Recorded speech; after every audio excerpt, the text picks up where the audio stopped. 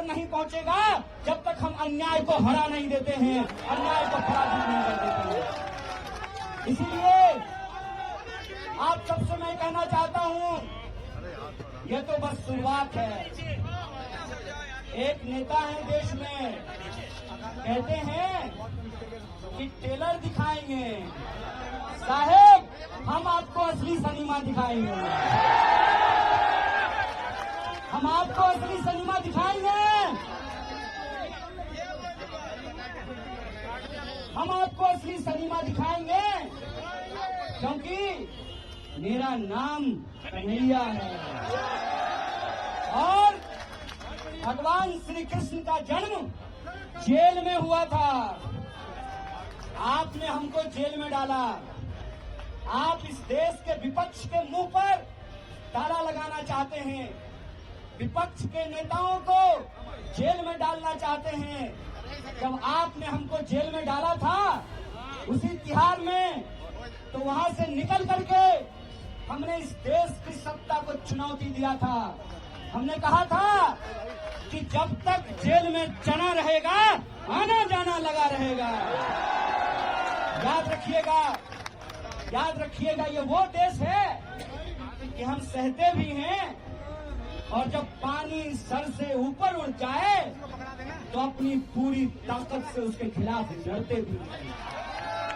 ये याद रखिएगा कि जब जब इस देश में सत्ता अहंकारी होती है, जब जब इस देश में पाप बढ़ता है, जब जब इस देश में अत्याचार बढ़ता है, तब तब उस अत्याचार के खिलाफ न्याय का एक आरंभ होता है, न्याय की एक लड़ाई की शुरुआत होती है। और एक बात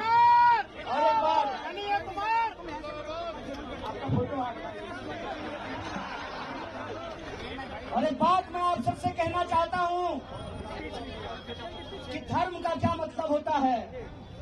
धर्म का मतलब होता है निर्बल को शक्ति देना, धर्म का मतलब होता है सत्य के साथ खड़ा होना।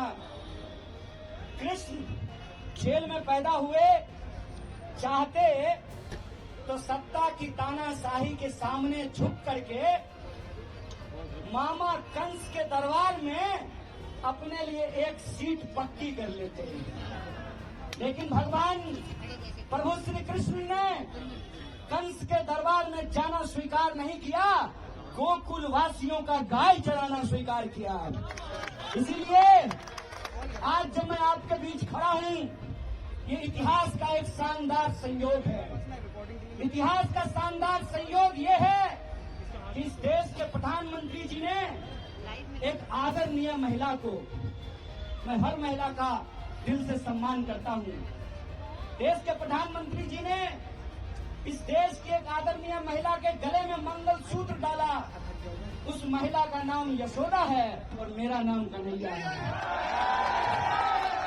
तो याद रखिएगा कि इतिहास का संयोग है कि हम गंगा किनारे पैदा हुए, हमारी जन्मभूमि गंगा के किनारे है और आज हमारी कर्मभूमि यमुना का किनारा बन रहा है। और हम किताबों में पढ़ा करते थे कि यह कदम का पेड़ अगर माँ होता यमुना तीरे, मैं भी उस पर बैठ कन्हैया बनता धीरे। आज आप तमाम लोगों के सामने किसी एक व्यक्ति को सांसद बनाने का सवाल नहीं।